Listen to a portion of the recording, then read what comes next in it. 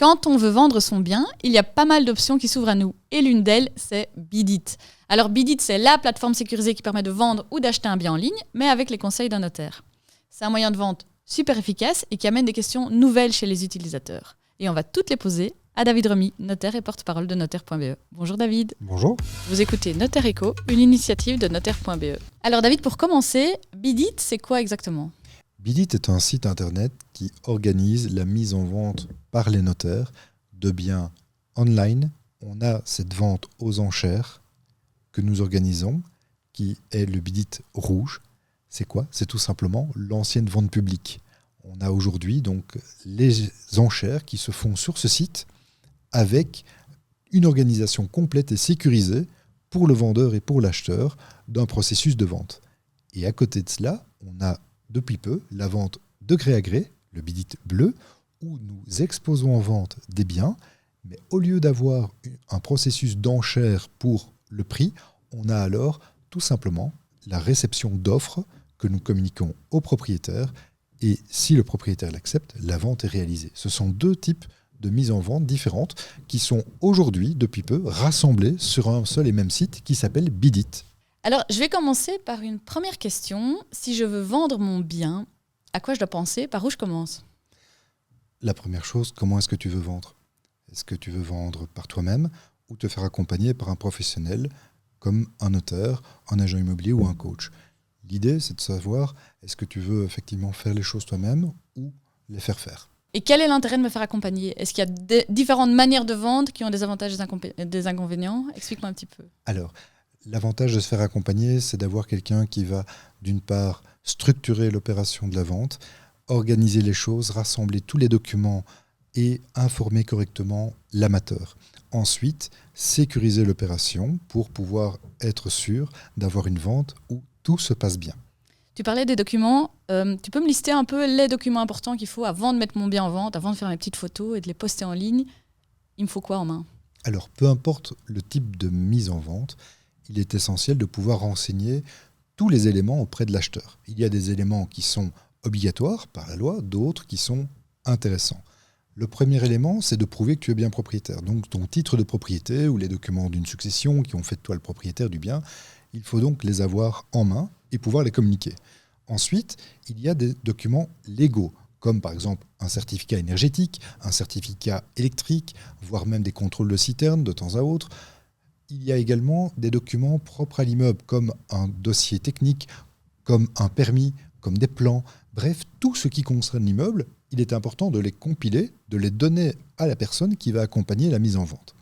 Le rôle du notaire va être de voir peut-être les documents manquants, là où il pourrait y avoir des difficultés, parce qu'il vaut mieux les anticiper et régler les choses avant de mettre en vente, plutôt que de se rendre compte de difficultés par la suite. Alors, je sais qu'il y a des ventes de gré à gré, il y a aussi des ventes aux enchères. C'est quoi la différence ? Est-ce que je peux choisir, moi, en tant que vendeur ? En tant que vendeur, tu as tout à fait le droit de choisir la méthode de mise en vente. La vente de gré à gré, c'est tout simplement un accord entre un propriétaire et un acheteur par rapport à un bien et par rapport à un prix. C'est une vente amiable qui se négocie. La vente aux enchères, anciennement la vente publique, c'est quelque chose où un propriétaire expose un bien en vente et les amateurs vont émettre des enchères. Ensuite, une fois qu'on a la meilleure enchère, le propriétaire décide de l'adjuger ou pas, c'est-à-dire d'accepter cette meilleure enchère. Et quel est l'intérêt pour moi en tant que vendeur d'utiliser cette vente aux enchères ? Parce que j'imagine qu'il doit y avoir une angoisse de comment est-ce que je suis sûr que j'arriverai à un montant qui me conviendra en fait. Alors, le montant, d'abord, il faut un petit peu connaître son chiffre. Quel est le prix de mon bien ? Alors c'est une question évidemment éminemment difficile. Il vaut mieux se faire accompagner par un professionnel. Les notaires sont également là pour expertiser les biens, pour les estimer. Il y a également d'autres personnes comme les experts immobiliers et autres. Mais en tout cas, partir de ce postulat qu'il est essentiel de connaître le prix de mon bien, ou au moins le prix approximatif. Le notaire est donc là pour pouvoir t'aider à se dire, voilà, mon terrain à bâtir ou mon appartement vaut tel prix. Alors, on est évidemment humain et donc faillible, d'autant plus avec aujourd'hui un marché qui est sous pression, avec des contraintes énergétiques qui font parfois des difficultés au niveau de la valorisation du bien, parce que les travaux coûtent très cher, les augmentations des tarifs sont là. Donc, on est parfois un petit peu embêté en se disant, il y a quelques années, je pouvais garantir que le prix serait de autant, et aujourd'hui, je ne suis pas sûr. Est-ce que le marché va réagir positivement en disant, c'est un bien exceptionnel, je vais même aller au-delà de cette valeur estimée, ou que du contraire, il y a peut-être beaucoup de travaux, il y a des contraintes techniques, c'est légèrement en zone inondable, et il y a eu des inondations il y a quelques années, ça me fait peur, qu'est-ce que je vais faire ? Et là, aujourd'hui, la vente aux enchères a le mérite de pouvoir certifier, d'avoir le prix que le marché est prêt à mettre et donc d'obtenir le meilleur prix possible. C'est également une technique qui permet pour le propriétaire de savoir voilà le vrai prix que le marché est prêt à mettre. Donc si le propriétaire a parfois des vues ou des imaginations en se disant mon terrain vaut, je ne sais pas moi, 120 000 euros et que le marché n'est prêt à mettre que 117 000 euros ou 107 000 euros, eh bien il faut aussi faire confiance au marché. Donc on a cette adéquation entre les attentes des uns et les attentes des autres qui va se marier. Et aujourd'hui, l'offre dans une vente de gré à gré, j'en en ai qu'une ou deux.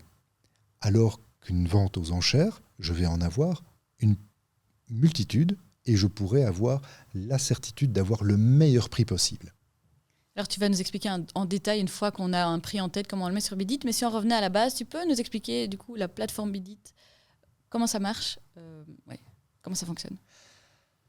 Les notaires sont partis du postulat que de plus en plus de choses se vendent online. Il y a eu plein de sites, on ne va pas les citer, qu'on connaît tous, pour vendre toute une série de biens, que ce soit des meubles, des voyages, des services, et pourquoi pas des immeubles. L'image d'Épinal d'avoir le notaire dans sa salle de café local ou dans la maison des notaires un mardi après-midi en train de vendre une maison, qui a le temps aujourd'hui de prendre congé un mardi à 14h pour aller acheter une maison ? C'est pas du tout moderne. On voyait également un déclin de la fréquentation de ces types de ventes et c'est normal. Aujourd'hui, il faut quelque chose qui soit accessible, qui soit digital. Les notaires ont donc mis en place la plateforme Bidit, qui est donc une plateforme sur laquelle nous organisons les ventes publiques aux enchères, mais de manière online. Et donc les personnes, plutôt que d'aller chez le notaire local à tel endroit ou à un autre, sont, du moment qu'ils ont un accès à Internet, en Belgique ou à l'étranger, ils peuvent exposer une offre sur un bien. Le gros avantage de Bidit, si je comprends bien, c'est dans le cadre des ventes aux enchères. Alors, le bel avantage de Bidit, c'est effectivement d'avoir une plateforme sur laquelle nous exposons les ventes, qui sont principalement aux enchères, mais on va le voir, il y a aussi les ventes de gré à gré maintenant, mais qui sont des ventes qui sont organisées de manière digitale et online, afin d'avoir une accessibilité la plus grande possible à tout un chacun pour que nous puissions miser sur une maison. Et alors, on sait qu'il existe d'autres sites qui présentent des biens immobiliers en ligne. C'est quoi la différence avec Bidit ? Alors, peu importe le type de mise à disposition d'un bien sur un site internet, aujourd'hui, la vente publique, la vente aux enchères, la seule qui est sécurisée et organisée, c'est la plateforme Bidit. Pourquoi ? Parce que nous avons un cadre légal, les notaires ont le monopole de la vente publique, et nous avons la certitude de pouvoir organiser des ventes où l'acheteur et le vendeur sont sécurisés de A à Z avec une authentification. Tu peux préciser un petit peu comment est-ce que cette sécurité est garantie ? Alors, la sécurité est garantie pour le vendeur et pour l'acheteur, d'une part sur la transparence des informations. Les notaires vérifient en amont tous les éléments, établissent un cahier des charges qui donne toutes les conditions de la vente et auxquelles les amateurs souscrivent. Chaque fois que je me fais une enchère, je dois accepter les conditions de la vente. Donc le notaire a vérifié tous les problèmes avant. Donc l'acheteur est certain que tous les problèmes juridiques ou administratifs ont été vérifiés en amont du dossier. Ensuite, la personne qui fait une enchère, c'est pas n'importe qui. C'est une personne qui s'est connectée sur le système, soit avec sa carte d'identité, soit avec une application de type It's Me ou autre. On a également des processus pour des personnes même qui ne seront pas de nationalité belge. On a la possibilité de se connecter, mais en sécurisant l'opération parce que je connais la personne qui va faire l'enchère. C'est ça. Donc, pendant tout le processus, il y a quand même un accompagnement notarial qui est là. Le notaire Ce n'est pas parce qu'on est sur une plateforme qu'il n'est pas présent, que du contraire, il est encore plus présent. Il est présent en amont du dossier parce qu'il a tout vérifié. Il est présent pendant le processus. À titre personnel, j'organise par exemple une vidéoconférence sur l'explication de la vente avant celle-ci. Et même s'il y a des questions, les notaires sont là également pour répondre à toutes celles-ci, même jusqu'à la clôture des enchères. Et donc, si je veux mettre mon bien en vente sur Bidit, la première chose à faire, c'est de contacter mon notaire. C'est essentiel. Tu ne vas pas aller toute seule sur Bidit pour exposer le bien en vente. Justement, c'est là le rôle du notaire, c'est de contrôler l'information, de la structurer, de vérifier ce qu'il manque, s'il ne manque pas, de faire toutes les recherches préalables pour s'assurer également que l'acheteur soit sécurisé. On veut vraiment cette transparence d'information et un contrôle de tout ce qui est publié. Et en tant que vendeur, quels sont les autres avantages au-delà de cette sécurité que je peux trouver sur Bidit ? Alors, l'avantage essentiel à mon sens, c'est d'avoir le meilleur prix du marché. Or, un marché, comment est-ce qu'il se détermine ? C'est d'avoir un nombre suffisant d'offrants et d'amateurs. Si je publie mon bien, que j'organise des visites traditionnelles et que je reçois 2 offres par rapport à mon bien, est-ce que oui ou non, ce sont les meilleures offres possibles ? Je vais toujours avoir l'hésitation, est-ce que quelqu'un d'autre n'aurait pas mis une offre aussi importante ? Et si je me place en tant qu'amateur, c'est quand même difficile d'aller remettre une offre sur un bien, sachant pas si quelqu'un d'autre s'est prononcé. La vente online, c'est la sécurité d'avoir accessible pour tout un chacun, sur le web, un prix et l'évolution de ce prix. Et donc, c'est le marché qui va, en fonction de son accord, augmenter les enchères. En moyenne, à titre personnel, j'ai entre 8 et 14 amateurs pour chaque vente. Ce qui signifie que je suis beaucoup plus proche de la réalité du marché que quand j'ai 1 ou 2 offres. J'ai au moins toujours, à la fin des périodes d'enchères, 3 ou 4 personnes qui surenchérissent. Donc, c'est la position d'un marché. Pour moi, cette transparence et avoir un nombre important d'amateurs, c'est ce qui fait le succès de ce site. Je veux mettre mon bien en vente avec mon notaire ou avec un spécialiste en déterminant un prix auquel on espère le vendre. Et après, ça se passe comment ? Est-ce que je mets ce prix-là sur le site ? Est-ce que je mets un prix plus bas en espérant faire monter les enchères ? Concrètement ? Alors, ça reste une enchère. Si je commence en ayant une estimation à 230 000 euros, à 230 000 euros, il est très probable que j'ai une vente qui loupe. Pourquoi ? Eh bien, comme toute vente aux enchères, quand tu as des meubles qui sont mis dans des salles de vente renommées, on ne commence jamais au prix estimé, on va commencer parfois même à 0. Donc il n'est pas rare qu'on commence très bas. Maintenant, on n'a pas envie de perdre son temps, donc souvent on commence à une marge. Et donc si un bien vaut, je ne sais pas moi, 230 000 euros, il est probable que je ne vais pas aller au-delà de 50 à 60% de mon estimation pour commencer les enchères. Mais j'ai déjà commencé, je suis occupé avec une vente ici, j'ai commencé à 60 000 euros. Et j'ai dit aux gens, écoutez, voilà, on va pas commencer à 0, mais on va commencer à 60 000. Il n'y a donc pas de difficulté à commencer bas. Que du contraire, le but, c'est d'avoir le jeu des enchères.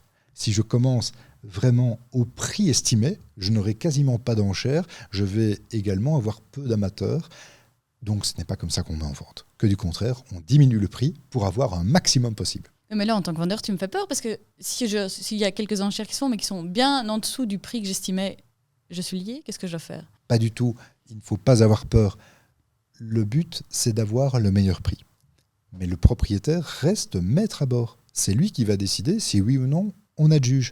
Si je commence à 60 000 euros, que mon prix estimé est de 200 000 et que finalement je suis à 195 000, je peux prendre la décision. Oui, c'est vrai, je comprends le marché. Il m'a fait comprendre que lors des visites, etc., il y avait tel ou tel point négatif. Je l'entends et donc les 5 000 euros par rapport à mon estimation, je peux l'accepter. Si par contre, comme ça m'est arrivé, on a eu une crise de l'énergie un matin, voire même un lockdown Covid un matin d'une enchère, eh bien oui, ce jour-là, mes enchères n'ont pas fonctionné. C'est pas grave, on retire le bien de la vente, on remet en vente plus tard, il n'y a pas de problème. Le propriétaire reste maître de sa vente. Donc une fois que les enchères sont en cours, ça dure combien de temps ?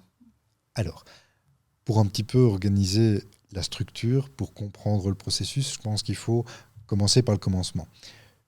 D'abord, le notaire vérifie sur base des pièces tout ce qu'il faut au niveau juridique. Et ça, généralement, on compte à peu près un petit mois pour organiser tout cela. D'avoir les renseignements de l'urbanisme, d'avoir les renseignements au niveau hypothécaire, etc. Ensuite, on établit un cahier des charges. Et dès qu'on établit un cahier des charges, on le fait signer avec le propriétaire-vendeur et on va commencer les visites. Les visites, classiquement, on organise ça avec, pour moi, un minimum de 4 à 5 semaines. On peut aller au-delà, c'est fréquent aussi.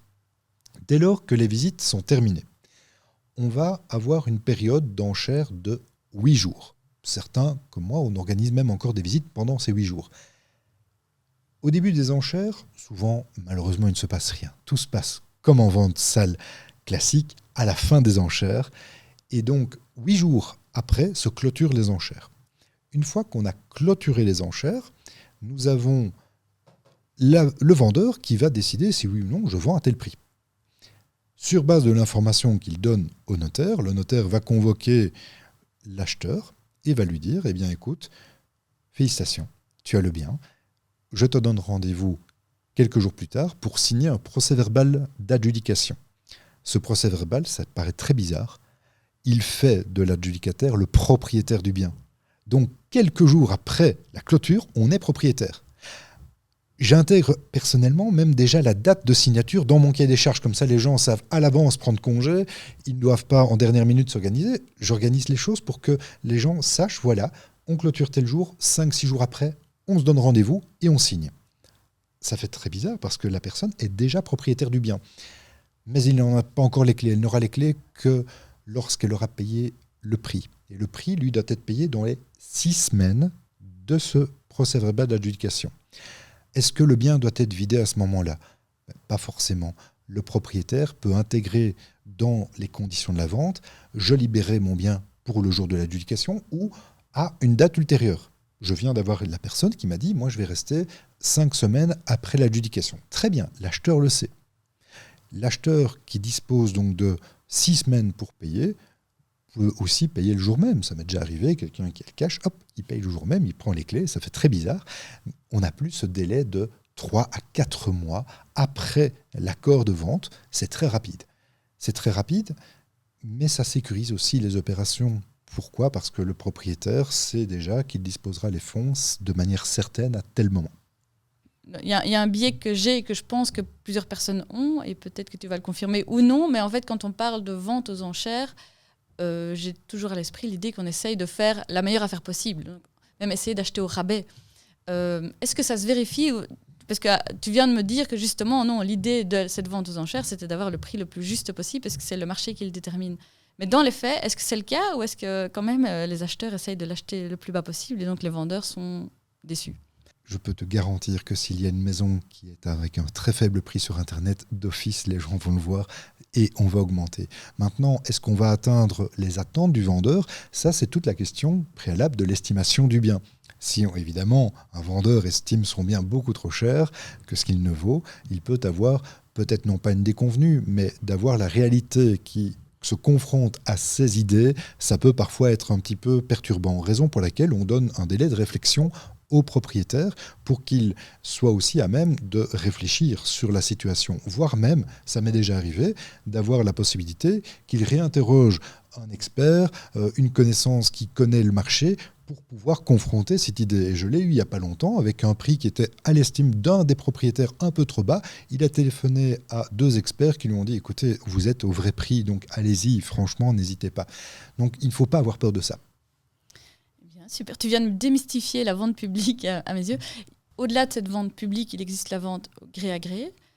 Du coup, c'est quoi ton conseil ? Comment est-ce qu'on choisit de faire gré à gré plutôt que vente publique ? Alors, la vente aux enchères ou la vente négociée de gré à gré va dépendre de plusieurs facteurs. Ça va dépendre d'une part du type de bien, du type de vente. Est-ce que c'est un bien qui va extrêmement vite se vendre ? Est-ce que c'est un bien pour lequel ça ne sert à rien d'aller vers une vente aux enchères parce que les prix sont quasiment identiques et unanimes dans la région. Ça peut aussi être l'expérience du notaire qui peut dire écoute, ce type de bien va être peut-être plus à même d'être pour des promoteurs qui ont besoin d'un permis ou de temps nécessaire pour obtenir des autorisations. Et donc, en fonction du type de bien, on va choisir le type d'organisation de la vente. Une vente classique d'une maison tout à fait classique, je n'ai aucun problème pour aller vers la vente aux enchères et que du contraire, je l'encourage parce que j'ai la certitude d'avoir le juste prix. Par contre, je viens d'avoir plusieurs terrains qui sont de très très grands terrains sur lesquels je peux mettre des projets jusqu'à 50-60 maisons. Autant te dire que ce n'est pas en 5 semaines de visite et 8 jours d'enchères que les amateurs vont avoir les autorisations communales, régionales pour des lotissements avec des impétrants, etc. Ce sont des projets de longue haleine. Et donc, dans des dossiers pareils, j'organiserai plutôt une vente de gré à gré. Dans des cas où le propriétaire me dit « Écoutez, voilà, moi, on sait dans la région, ça vaut tel prix. » Je vais par exemple parler d'une petite terre agricole. On connaît les prix, on sait que pour tel type de surface, on ne va pas avoir des prix qui vont exploser. Dans certaines zones du pays, on sait qu'à 1 000 € près, on est bon. On ne va pas aller faire une vente publique pour essayer d'augmenter ou de diminuer les prix. On les connaît tous, donc on va organiser directement une vente de gré à gré. On a aussi des biens qui peuvent intéresser très peu de monde et donc d'avoir des laps de temps trop longs. J'ai vendu une usine. Il est certain que j'ai des investisseurs étrangers qui doivent vérifier si les caractéristiques techniques de mon usine vont pour leur projet. C'était ici une industrie avec des fours pour faire des petits pains et des frigos. Mais tout le monde n'achète pas une usine pour faire des petits pains et des frigos. Donc ce type de vente-là, sur Bidit, je ne vois pas l'intérêt. Parce que c'est un marché vraiment de niche où je n'aurai que quelques amateurs qui doivent eux-mêmes prendre des renseignements trop importants. Il y a aussi des personnes qui vont avoir des a priori, qui vont dire « Écoutez, non, monsieur le notaire, je préfère que vous la vendiez de gré à gré. Je n'ai pas envie de faire monter les prix dans mon quartier parce que voilà, je n'ai pas envie d'avoir la réputation de faire monter les prix ou ce genre de choses. » Ça m'est déjà arrivé. Et donc, ce sont les personnes qui demandent d'avoir une vente de gré à gré. Ça peut aussi être parfois le notaire qui se dit c'est une zone où on va peut-être attirer des jeunes qui ont besoin d'un crédit avec peut-être des conditions suspensives ou des jeunes qui pourraient bénéficier d'aides notamment dans des fonds sociaux comme des prêts sociaux au logement ou autres. Et donc des processus de vente aux enchères avec des organismes sociaux où les délais administratifs peuvent être trop longs, mais parfois on ne les conseille pas. Et donc dans ce cas-là, ça m'est encore arrivé avec une petite maison du côté du Jumet. On avait vraiment ce public cible de jeunes primo-acquéreurs qui pourraient aller chercher des primes à la rénovation, mais avec peut-être des prêts sociaux. Et on s'est dit, en 6 semaines, ça ne marchera pas. On va laisser la chance à ces personnes d'aller chercher leurs primes, leurs aides, etc. Et force est de constater qu'on a bien fait, on a eu un chouette prix dans le cadre d'une vente de gré à gré. Donc ce sont vraiment les interactions entre ce que le vendeur veut, ce que l'acheteur souhaite, mais aussi le professionnel qui est le notaire pour accompagner, pour dire ça va bien fonctionner, ça, écoute, on va peut-être l'organiser différemment. Et alors si je veux vendre de gré à gré sur Bidit, est-ce que le procédé est le même que si je le vends en vente aux enchères ? Effectivement, c'est une nouveauté. Bidit a été au départ organisé avec uniquement, et c'était comme ça qu'on a commencé le processus, avec les ventes aux enchères online sur le site. L'idée, c'était quoi ? C'était d'avoir une plateforme sur laquelle on organise la communication en transparence d'informations et où les amateurs, en toute transparence, puissent émettre des enchères et obtenir une vente publique en ligne. Par la suite, un besoin de plus en plus pressant s'est fait ressentir de la part des citoyens, tant vendeurs qu'acheteurs, mais aussi des notaires, de se dire il n'y a pour le moment aucun autre site où nous avons la possibilité d'avoir une information aussi complète, aussi vérifiée, afin de pouvoir renseigner les amateurs. Mais on ne va pas organiser alors une vente publique, une vente aux enchères, mais on va tout simplement laisser la possibilité aux amateurs d'émettre une enchère, non pas une enchère officielle, mais une offre sur le site. L'avantage pour les personnes, c'est qu'elles ont toutes les informations préalables. On peut même avoir déjà les conditions de la vente sous forme d'un projet de compromis. On peut avoir également un projet d'offre que l'on met également à disposition, dans lequel, à titre personnel, je renseigne par exemple les conditions spéciales, une servitude particulière sur mon jardin ou que sais-je. L'amateur doit savoir voilà, je fais une offre pour un bien et je n'aurai pas de difficulté parce que le notaire a vérifié tout cela avant. C'est pour répondre à cette problématique que nous avons pensé ces choses-là, d'avoir justement une information la plus fluide possible et la plus complète possible. On ne veut plus ce qu'on connaissait auparavant, découvrir des crasses après avoir signé, parce que ça arrivait très souvent. Et ça nous arrive encore souvent dans d'autres types de ventes où on se rend compte qu'il y a une servitude qu'on n'avait pas vue, on se rend compte qu'il y a un problème avec un voisin qu'on ne connaissait pas. Ici, on a tout vérifié. Mais le propriétaire recevra alors, tout comme le notaire, différentes offres qui ont été portées sur le site et nous avons alors comme rôle d'organiser la communication de ces offres auprès du propriétaire. Ces offres peuvent être avec des conditions particulières, comme une condition suspensive de crédit, ou je l'ai eu ce matin, une condition suspensive de pouvoir mettre 2 habitations sur un terrain. Voilà, la personne mettait beaucoup plus qu'une autre, mais à la condition de pouvoir mettre 2 maisons sur un seul terrain. Eh bien, le propriétaire est informé par le notaire, on a une discussion à bâton rompu, voir les avantages et inconvénients de telle ou telle offre, et enfin, la personne va choisir. Est-ce que oui ou non je vends ? Est-ce que je vends à telle condition ou pas ? Et là, on en retombe dans une vente négociée, mais qui a été encadrée par le notaire avec des informations complètes, vérifiées en amont, et un acheteur qui se sent souvent plus rassuré puisqu'il a eu toutes ces informations avant le dossier. Et quand une vente se fait de gré à gré sur Bidit, le processus est aussi rapide que dans celui de vente aux enchères, c'est-à-dire que par la suite, en quelques jours, on a les clés, on est propriétaire ? Pas tout à fait. Là, on retombe dans la vente classique de gré à gré, c'est-à-dire on a organisé les visites, on a réceptionné une offre, et puis, une fois que l'offre est acceptée par le propriétaire, on va rédiger un compromis de vente. Alors, on va rédiger un compromis de vente. De manière technique, on peut aussi avoir des engagements à vendre parce que dans les ventes de gré à gré, par exemple, j'ai aussi des ventes pour des mineurs, des personnes qui ne peuvent pas signer. Enfin bref, on a des particularités. Une fois que ce document est signé, eh bien classiquement, on a fiscalement 4 mois pour passer les actes. Bien sûr, comme on a déjà vérifié toute une série de choses, on peut, dans les conditions de vente, dire aux gens, écoutez, moi je suis quasiment prêt, donc sous réserve d'avoir vos sous, il nous manque quoi ? 15 jours de recherche, ce sont des recherches fiscales, parce qu'on doit connaître le prix pour pouvoir réaliser ces recherches.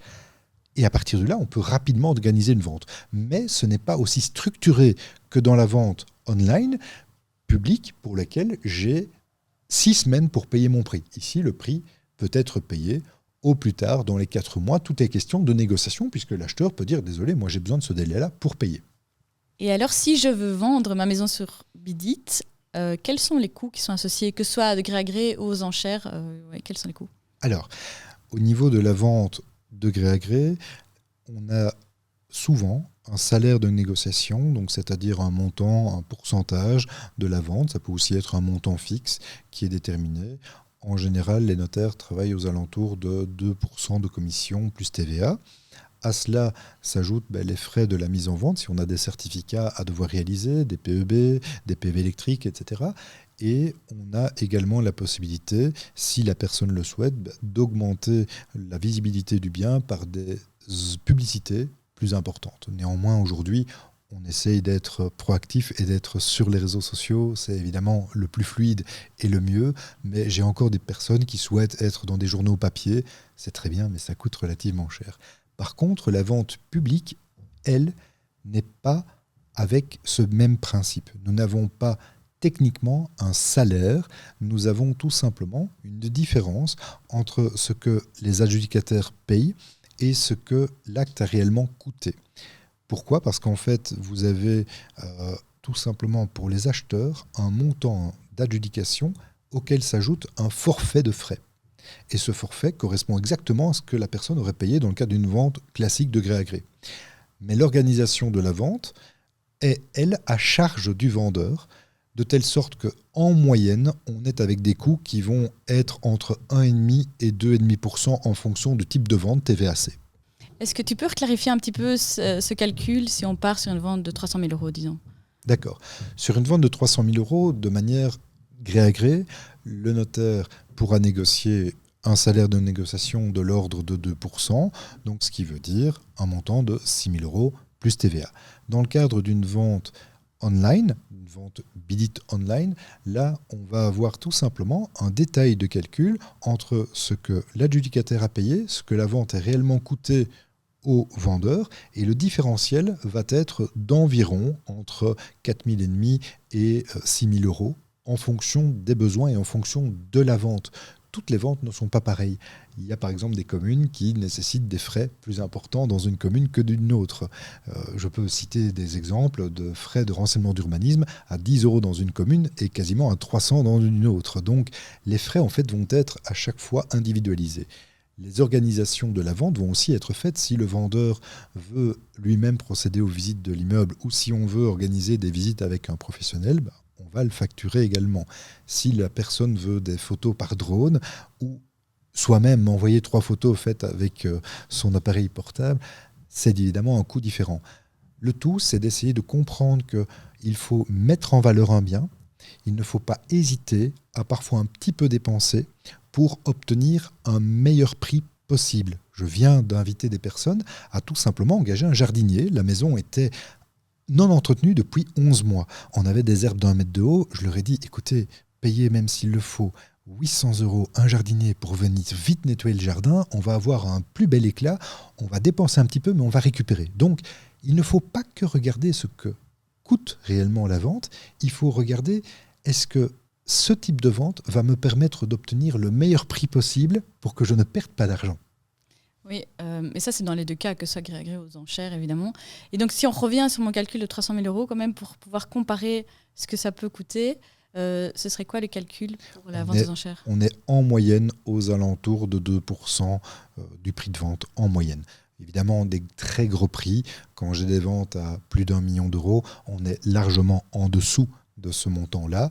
Mais si j'ai des ventes avec des prix de l'ordre de 60 000 €, je peux être avec des frais fixes qui vont être à 5 000 €. Ça va vraiment dépendre d'une vente à l'autre, puisque la plupart du temps, ce sont des coûts fixes que nous avons. Qu'est-ce qui distingue Bidit d'autres sites où on annonce des biens ?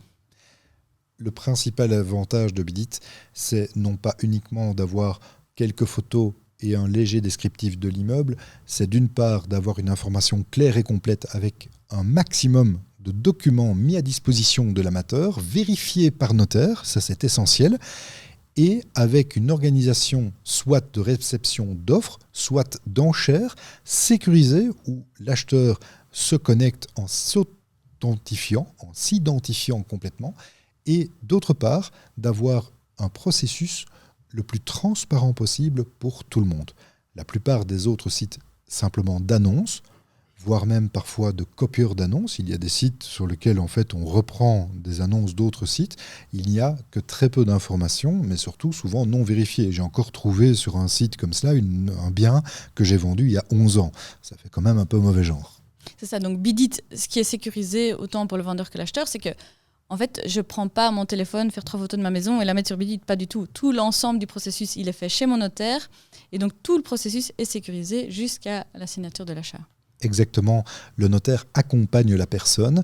Il peut l'aider dans l'établissement, effectivement, de ces documents, mais surtout les vérifier, les authentifier et sécuriser l'opération pour que tant le vendeur n'ait pas de soucis après que l'acheteur, pour que l'acheteur soit aussi sécurisé.